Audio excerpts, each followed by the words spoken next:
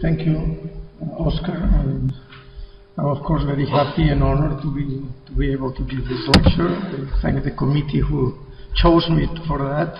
Thank them very much. And I hope you enjoy the overview I will give about the prediagnostic phase of Parkinson's disease. I worked for 10 years in the United States. I was in Minneapolis, and of course Fahn was in New York, and of course I knew of all the work he was doing, although we didn't have much connection until one day he invited me to be in the member that founded the Movement Disorder Society, and here is a picture from Dr. Goetz. There were two pictures that floating around. In one of them I had my eye open, and the other, but Goetz for some reason put the one with my eyes closed. Anyway, he also calls me Tolosa, but this is me. So this is, I always maintained a very close relationship and friendship with Stan, even though at times there would be many months that we wouldn't see each other. That was what was nice about it. We still kept being friends. And last year, thanks to him, I got this American Academy Award because he promoted and insisted I solicit it. So I, again, very thankful and privileged to have such a wonderful friend. And I'm so sorry he's not here. Anyway, to move on, here is this diagram you all know about the natural history of Parkinson's disease from Ken Marek that shows or pretends to show that there is neuronal loss many years before the symptoms of Parkinson's disease, as the motor symptoms start. But there is a moment that this loss reaches a threshold, and then the symptoms, motor symptoms appear, and then the patient develops manifest Parkinson's disease. We call what's before the diagnosis, there are all kinds of names, pre-Parkinson, prodromic, preclinical. I don't want to get into an argument about that, but I've called prodromal, which I think most people call, that pre-diagnostic phase when this patient has already some symptoms, okay? And pre-diagnostic maybe would be the phase where the disease is already ongoing without no symptoms, and eventually some symptoms develop, so it's a bit different. And I may use indistinctly one or the other, you will see, but we are going to talk about this phase, mostly prodromal, really. Now, why is this phase so important? Really, for many reasons. If we investigate this phase of the disease, we can maybe get to the origins. Where does it start or when? Very important. But really what has pushed the field a lot is the desire to treat patients at this stage before the disability, motor disability sets in. So we would like to prevent this disability from appearing.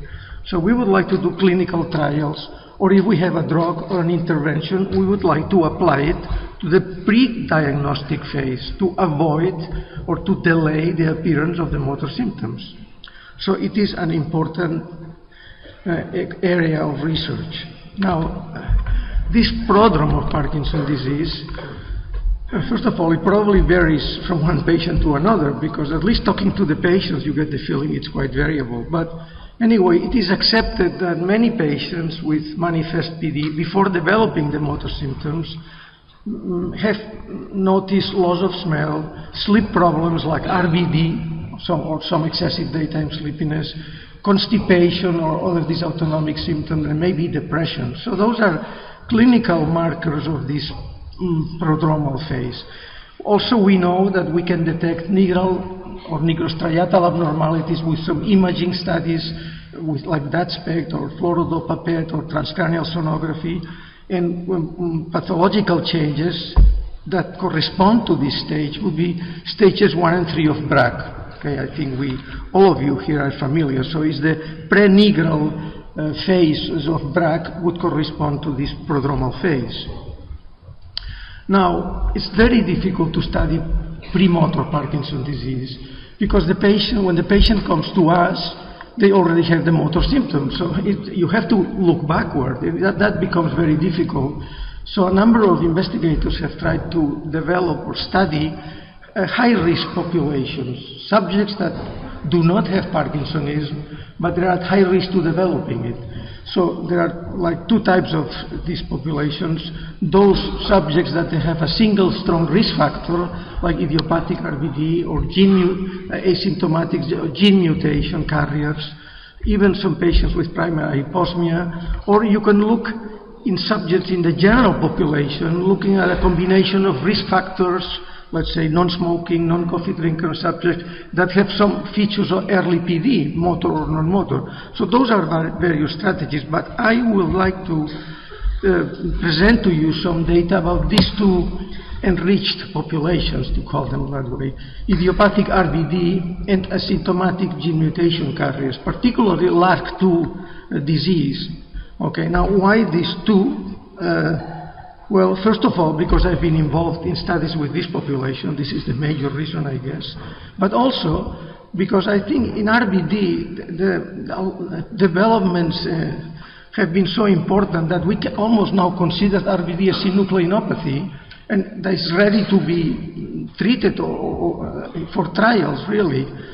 And LAR2 PD is also very interesting because a lot of research is being done with kinase inhibitors and other potential targets for treatment. So we may have the treatment, so we need to apply them as early as possible, okay?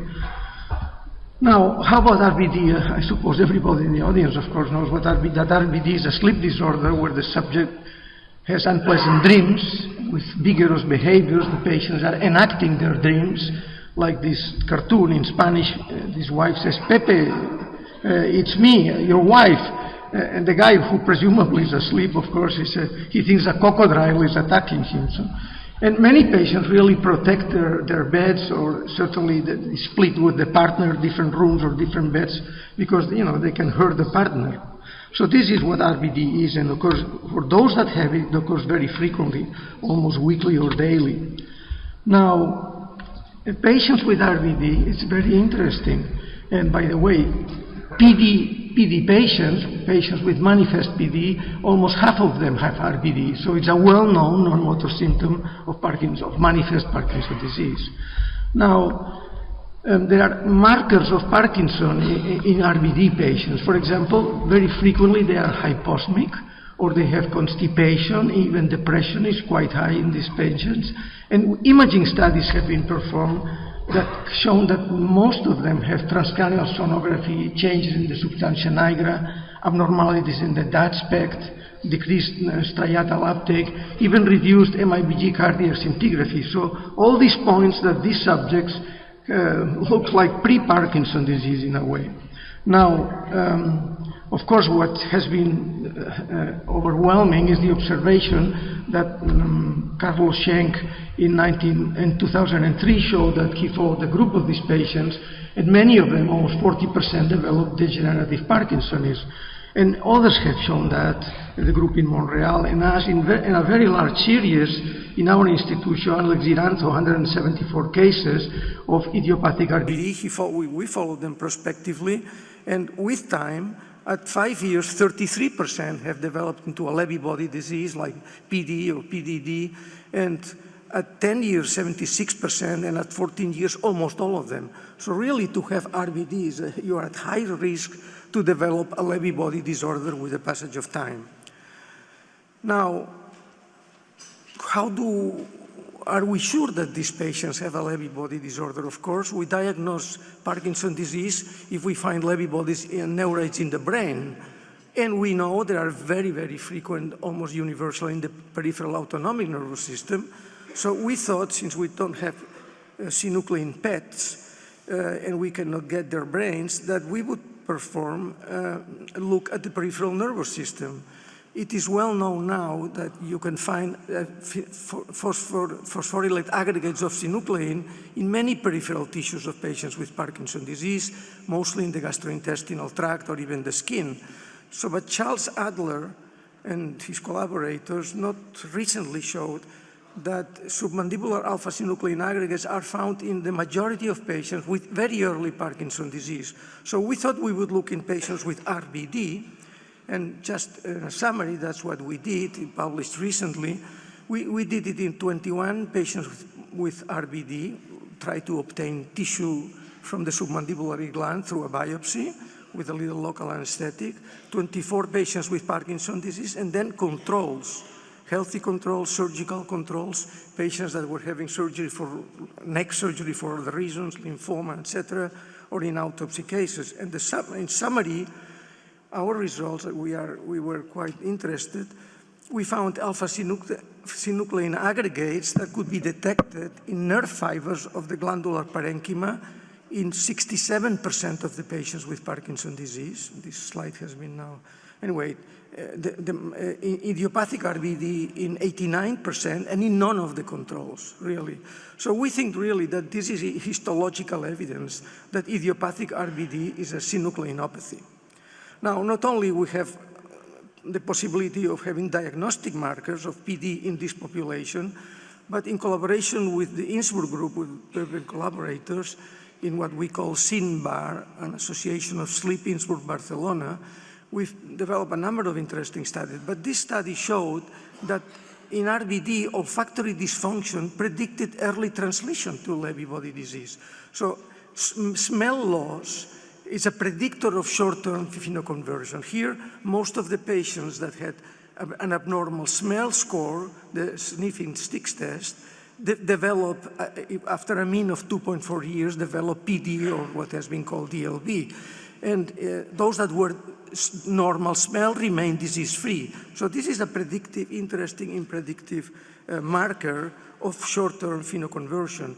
And some years ago, Alex Iranzo and us in our unit showed that if you look at idiopathic RBD and separate the patients, stratify them according to imaging abnormalities, DaTscan or transcranial sonography, in this case there were 27, and compare them with those with normal imaging, after 2.5 years, a number of them, 8 out of 27, had phenoconverted to Parkinsonism, and none of the one with normal imaging. So again, these imaging markers are markers of short-term phenoconversion.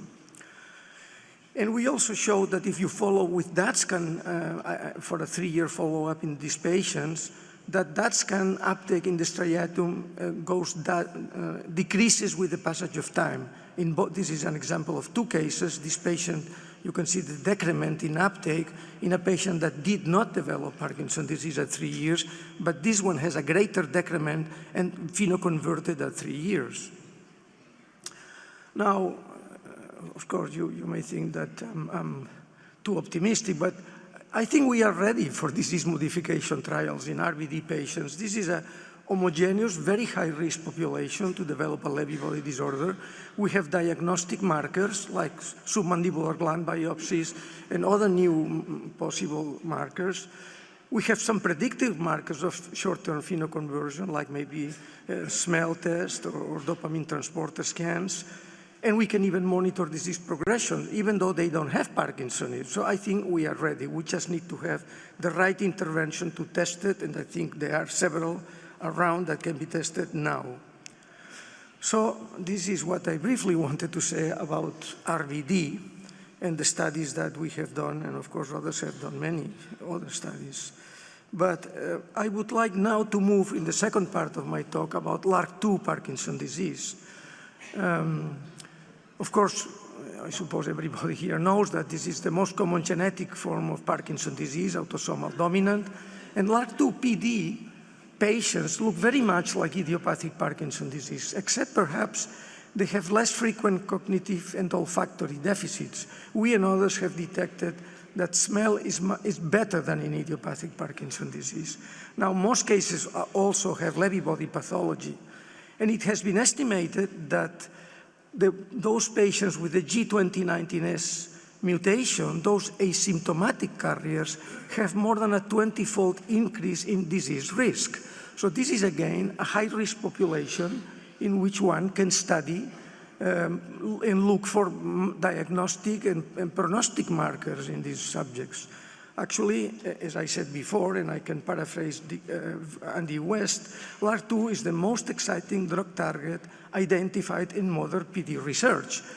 And we have to be ready because the scientists working on drugs for LRRK2 are very active, and they are almost ready to try like kinase inhibitors in patients or possibly in asymptomatic carriers. So there are some problems in studying pre-symptomatic or prodromal or pre-diagnostic LRRK2 subjects. One of the problems is that this disease has an incomplete lifetime penetrance and very variable according to the studies. In some studies it's only 30%, it maybe depends on the population. In others it's up to 80%. So this is a variable penetrance. And if you look at this pedigree, where there are 3 subjects with Parkinson's disease linked to the LRRK2 G2019S mutation, one interesting is these 2 subjects, age at onset 57, age at onset 64, the son of this patient, age at onset 35.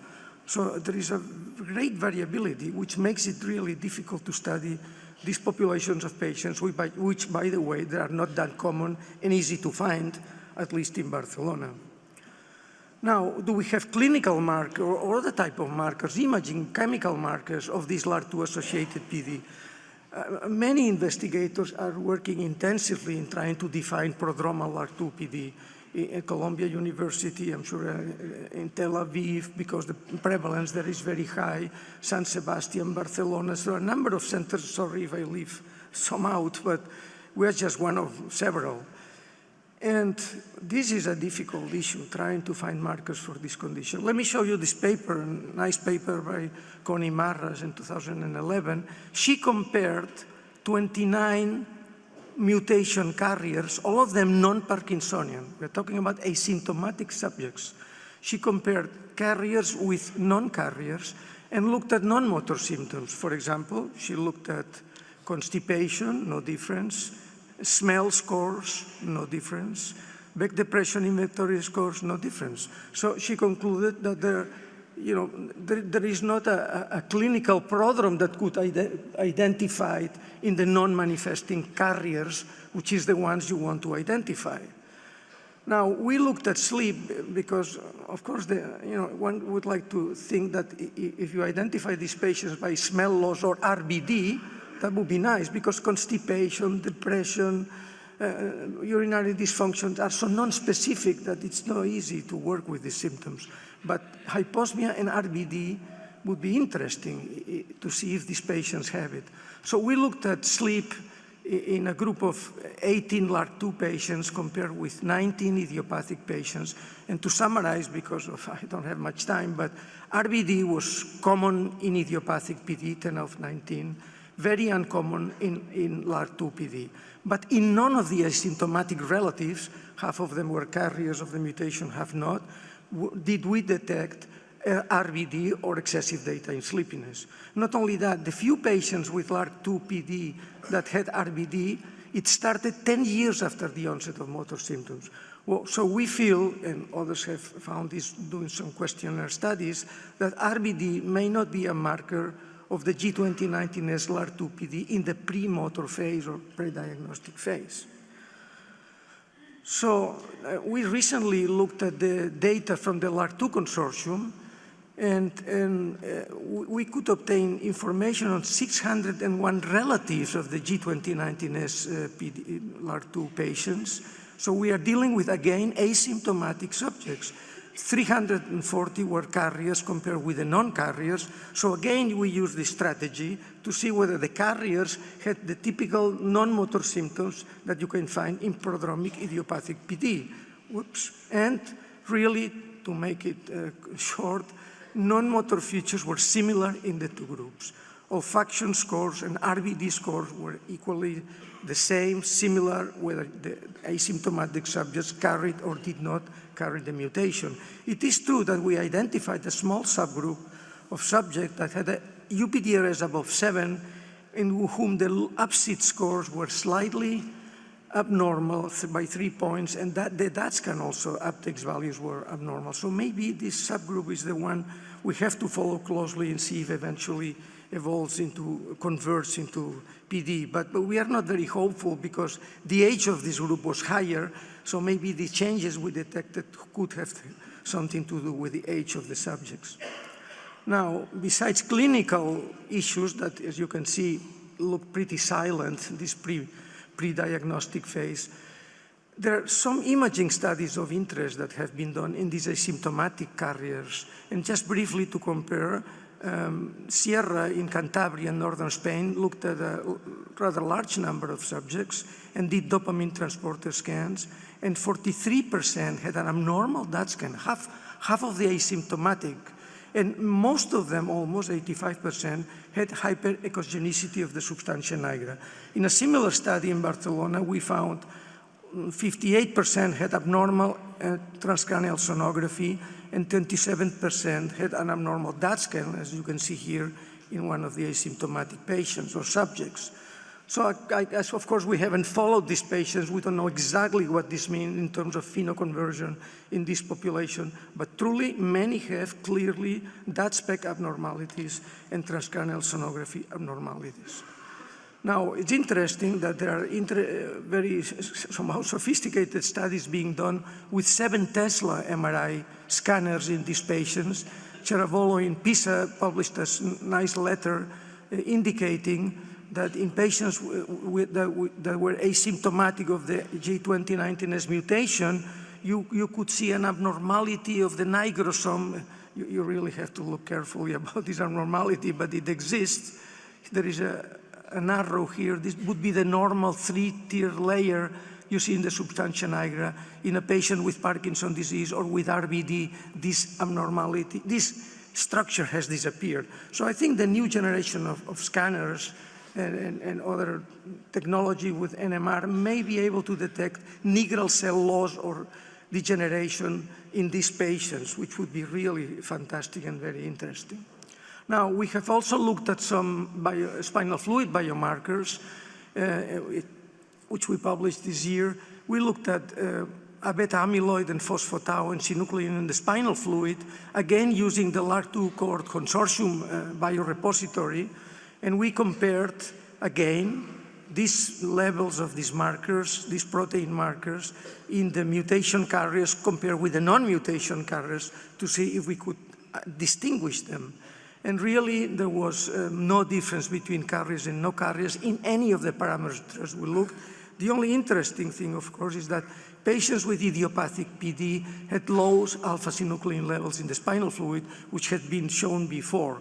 So there is something different between LRRK2 PD and idiopathic PD in terms of how the synuclein profile or the pathways of pathophysiology. And recently, in Barcelona, we've done a study looking at mitochondrial DNA in the CSF, and we found that it distinguishes LRRK2 from idiopathic Parkinson's disease. This is a marker of mitochondrial DNA. You can see it's much higher in the spinal fluid, much higher than idiopathic Parkinson's disease. But it would not distinguish the asymptomatic carriers versus non-carriers. But we are excited. We think that the differences in synuclein levels and the changes in mitochondrial DNA in the CSF suggest that biochemical pathways are different from idiopathic Parkinson's disease, underlying neuronal degeneration in LRRK2 Parkinson's disease. Now, just to get close to closing, an interesting paper has come out, among others really, about urinary phosphorylated residues of LRRK2 can be detected that are markers of enhanced kinase activity, can be looked in the urine. So this group in Columbia University, Fraser and Roy Alcala and others, they wanted to test whether these phosphorylators, residues of LRRK2 in the urine exosomes could predict whether the subject was a carrier or a non-carrier of the mutation. And interestingly, they reported that phosphorylated LRRK2 levels in urine exosome predicted symptomatic from asymptomatic carriers with an area under the ROC curve of 0.844. So I think that it's so interesting to see that there are specific markers to LRRK2 being developed, and others have looked in fibroblasts. I think the field is moving, so I think we hopefully soon will be able to. Anyway, from what we know now, what do we know about prodromal G2019S LRRK2 disease? I dare to think that, or say that it looks kind of quite silent. I mean, these patients don't have a prominent RRB or have lost smell. So it's not like the idiopathic or the RBD subgroup, okay? Obviously, they have imaging abnormalities, DAT scan and transcranial sonography, but we don't know what this means. We need to follow these patients. One presumes that these patients with an abnormal DAT scan will develop Parkinson's disease within a few years. But, you know, that has to be shown. It may not be the case. So I like to kind of conclude telling you, and in line with the title of the many faces that this Congress says, that I think that there are many faces to prodromic Parkinson's disease. RBD, PD, which I called it this way now, has its own prodromes, and they are obviously different than the prodromes of LRRK2 PD, at least the G2019S, which is much more silent. At least clinically, maybe from an imaging point of view, they are very similar, but clinically different. And it could well be that typical sporadic PD, tremoric or akinetic or hyposmic PD or the other forms of genetic Parkinson's disease have different prodromes. For example, if you look at the synuclein mutations, how these patients have evolved, many have evolved to dementia first. So maybe in these cases, dementia is a prodrome to Parkinson's disease. I like to look at it this way. So last week, this patient came to my clinic, and this poor fellow, he comes from the south of Spain. Every 6 months, we have a spinal tap as part of the PPMI project. He's a very nice, almost a friend. And I said, wait, why don't you hold this paper in front of you saying you are asymptomatic, because he's perfectly well. And really, is there a way we can, if we had a treatment, would we give it to him? We have no idea when is he going to develop. We have no way to predict when he will develop Parkinson's disease. So it's very different than the situation with RBD. Of course, things are changing. A lot of technology is being applied at all levels, wet biomarkers, synuclein PET, wearable technology. Annette Middleman has done some interesting studies using wearable technology about lack of arm swing as the first symptom in prediagnostic LRRK2 disease. Voice recognition devices are being used already to detect preclinical or pre-diagnostic patients. So I think things are moving forward. And I'd like to finish with this sentence I found in my university last week from a Berlin neurologist. I thought it was interesting. He said, excessive reservations or a paralyzing attitude have never helped scientific progress. And in this field we are talking, one can be a little paralyzed because we are dealing with asymptomatic subjects. There's important ethical issues, and we have no treatment for these conditions. Anyway, he goes on, Alzheimer's, to say, we rather need to apply a happy optimism, which, by the way, I have, and new ways of looking at problems with the profound conviction that we will achieve our goals.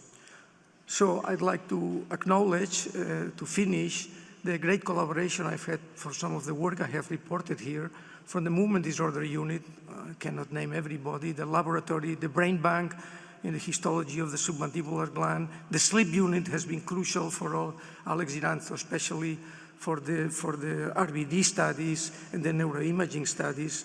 Also like to acknowledge the collaboration with Innsbruck, the researchers in the LRRK2 consortium, the team of the PPMI and the Fox Foundation and the Instituto de Salud Carlos III for funding some of our research.